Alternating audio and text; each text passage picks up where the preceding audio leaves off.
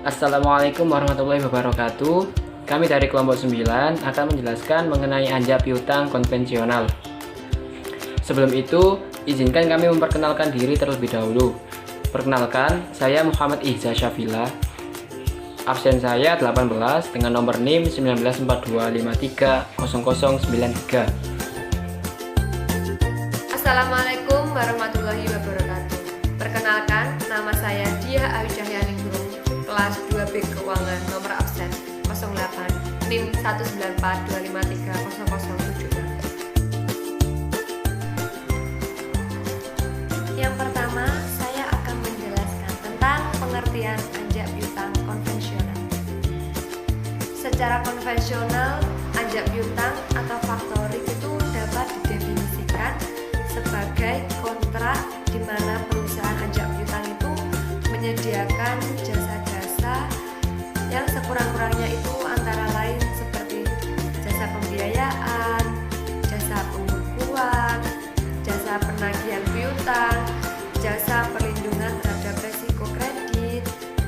Terus maka untuk itu klien itu berkewajiban kepada perusahaan anjak piutang itu secara terus-menerus menjual atau menjaminkan piutang yang berasal itu dari penjualan barang-barang atau pemberian jasa-jasa. Baik, selanjutnya saya akan menjelaskan mengenai sejarah anjak piutang konvensional. Sejarah anjak piutang telah dikenal luas di dunia internasional, terutama di daratan Inggris dan Amerika Serikat. Pertama kali sebutannya yaitu factoring. Sudah dikenal sejak tahun 2000. Tahun lalu dipergunakan di Mesopotamia dalam bentuk yang sangat sederhana, yaitu pihak faktor biasanya bertindak sebagai agen penjual yang sekaligus agen pemberi perlindungan kredit yang kemudian lazim dikenal sebagai general factoring. Hal ini kemudian berkembang pesat di Plymouth, tepatnya di negara Amerika Serikat, untuk mengageni penjualan mereka di daratan Eropa, juga untuk membeli barang-barang dagangan dari Inggris untuk diimpor ke Amerika. Pada abad ke-19, lembaga factoring ini telah meninggalkan sifat keagenannya dan mulai beralih dan berkonsentrasi pada pengelolaan kredit bagi kliennya, yaitu menjamin kredit, penagihan, dan penyediaan dana. Kemudian mengenai perkembangan anjak piutang konvensional di Indonesia.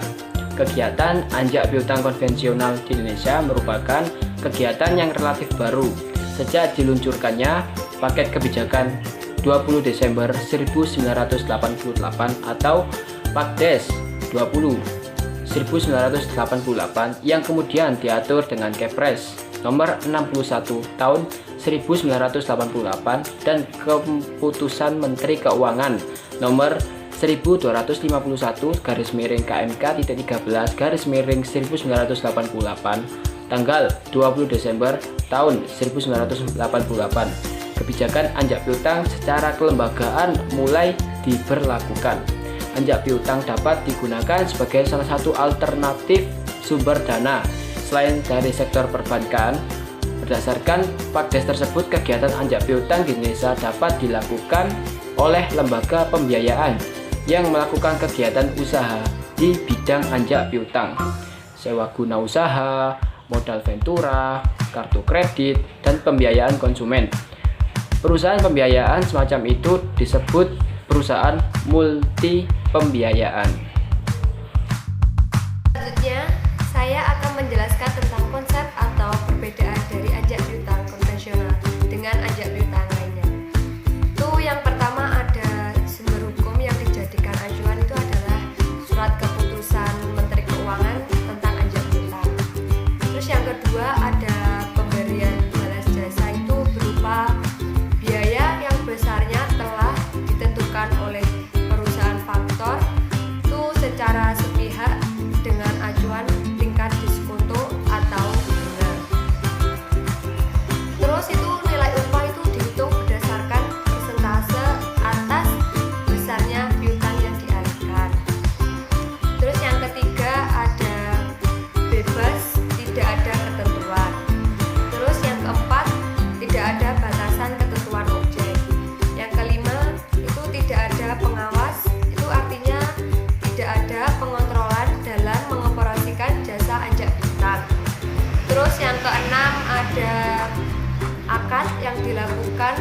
berupa perjanjian yang berpayung hukum negara tanpa menyesuaikan prinsip syariah. Terus yang ketujuh itu ada lebih diutamakan adalah profil sebesar-besarnya. Terus yang ke-8 itu tidak ada tuntutan hukum jelas yang mengatur kejujuran dalam menjalankan anjak piutang. Selanjutnya saya menjelaskan tentang sumber hukum anjak piutang konvensional. Yang pertama dari sumber hukum itu dari Keputusan Menteri tentang Keuangan Anjak Piutang. Yang kedua dari segi balas jasa itu berupa biaya yang ditentukan oleh perusahaan secara sepihak dengan acuan tingkat diskon atau bunga. Terus yang ketiga dari segi transaksi itu bebas, tidak ada ketentuan. Yang keempat dari segi pengawasan tidak ada badan pengawas. Yang kelima atau yang terakhir itu ada dari segi akad, itu perjanjian yang berpayung hukum negara. Dalam konvensional jenis anjak piutang, piutangnya yaitu yang pertama berdasarkan pelayanan. 1. Full service factoring, itu perjanjian anjak piutang yang mencakup seluruh jasa anjak piutang, itu pembiayaan dan non pembiayaan, misalnya administrasi penjualan, penagihan piutang, dan menanggung resiko kredit macet. 2. Financing factoring, itu pelayanan yang disediakan oleh perusahaan anjak piutang hanya mencakup pembiayaan saja. Biasanya perusahaan anjak piutang tidak menanggung resiko atas piutang yang tidak tertagih. Masalah penagihan administrasi, risiko piutang tidak tertagih itu menjadi tanggung jawab klien. Pelayanan perusahaan anjak piutang hanya mencakup pembiayaan sebesar 80% dari nilai faktur. 3. Bulk factoring atau agensi factoring, itu bulk factoring disebut juga dengan agensi factoring.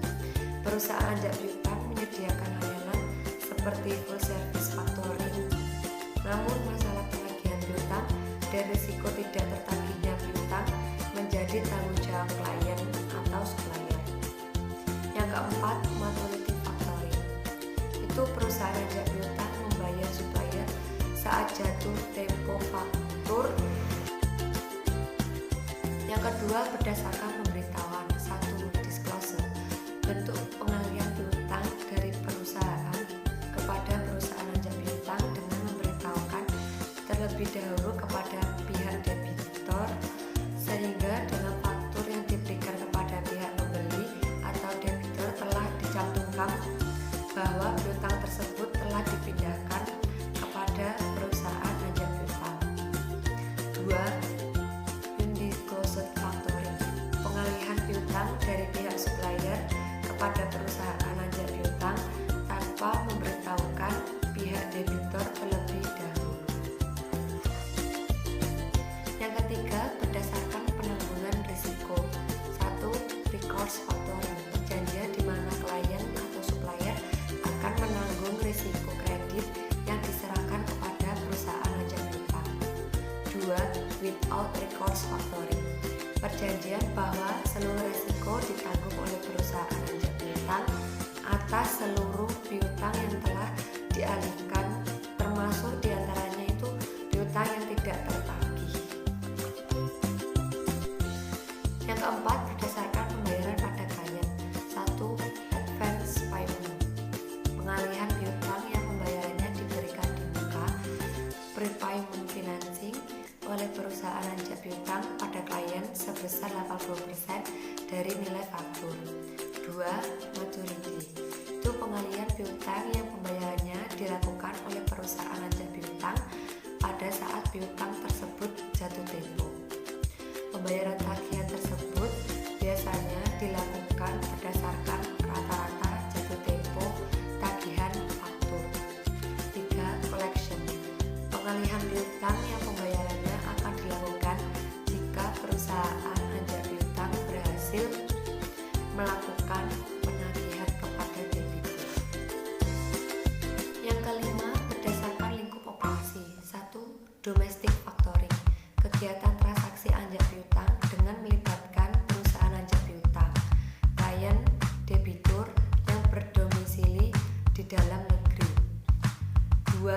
international factoring.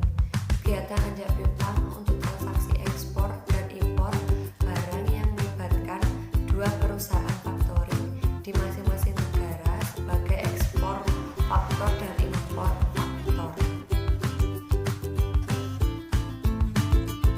Prinsip anjak piutang konvensional yaitu pada transaksi konvensional, bank itu membayar nasabah sebesar nilai piutang yang sudah didiskon di muka. Terus, dan bank menagih eksekutor secara penuh. Selanjutnya, pada bank konvensional, setelah pembayaran didiskon di muka, nasabah itu masih dikenai biaya administrasi. Terus pada bank konvensional, invoice yang telah jatuh tempo dapat diperjualbelikan dengan diskon. Selanjutnya ada pihak yang terlibat dalam mekanisme anjak piutang konvensional. Yang pertama ada perusahaan anjak piutang yang biasa disebut dengan factor.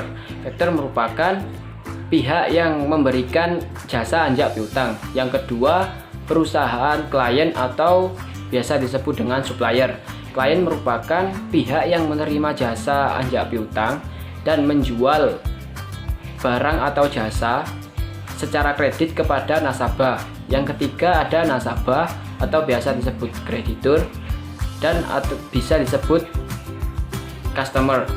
Nasabah merupakan pihak yang membeli barang atau jasa dari klien dan mempunyai kewajiban utang jangka pendek kepada klien. Baik, selanjutnya ada jasa anjak piutang konvensional. Jasa anjak piutang konvensional ada dua, yaitu jasa pembiayaan dan jasa non pembiayaan. Jasa pembiayaan ini berupa pengalian piutang dari pihak penjual atau klien, baik itu diketahui oleh pihak pembeli ataupun tidak. Perusahaan anjak piutang akan memberikan pembayaran sebesar kurang lebih 80% dari nilai faktur yang diserahkan. Dan yang kedua ada jasa non pembiayaan. Jasa non pembiayaan biasanya berkisar pada pengelolaan kredit. Adapun contoh-contoh dari jasa non pembiayaan, yang pertama ada analisis kredit, yaitu melakukan penilaian kelayakan atas kredit yang diminta oleh pihak pembeli. Yang kedua ada bidang administrasi yang berkaitan dengan pengelolaan administrasi piutang seperti surat penagihan dan waktu tempo yang benar. Dan yang ketiga, pengawasan kredit dan penagihannya. Pengawasan dan penagihan piutang merupakan hal penting untuk menghindari timbulnya utang bermasalah. Perusahaan anjak piutang akan membantu klien untuk menentukan persentase penjualan yang menguntungkan dan syarat kredit yang tepat serta melakukan penagihan pada saat jatuh tempo. Dan yang terakhir ada perlindungan terhadap risiko. Khususnya untuk export financing yang risiko terbesarnya ada fluktuasi kurs. Fluktuasi kurs dapat menyebabkan perubahan besar terhadap nilai pembelian. Selanjutnya ada biaya anjak piutang konvensional. Biaya anjak piutang konvensional ada dua, yaitu service charge dan discount charge. Service charge merupakan biaya yang timbul dari kegiatan administrasi atau pembukuan penjualan dari transaksi penjualan. Dan yang kedua ada discount charge, merupakan biaya yang berkaitan dengan pembiayaan di muka yang diberikan oleh perusahaan anjak piutang kepada klien setelah penyerahan faktur. Dan yang terakhir ada manfaat dari anjak piutang konvensional.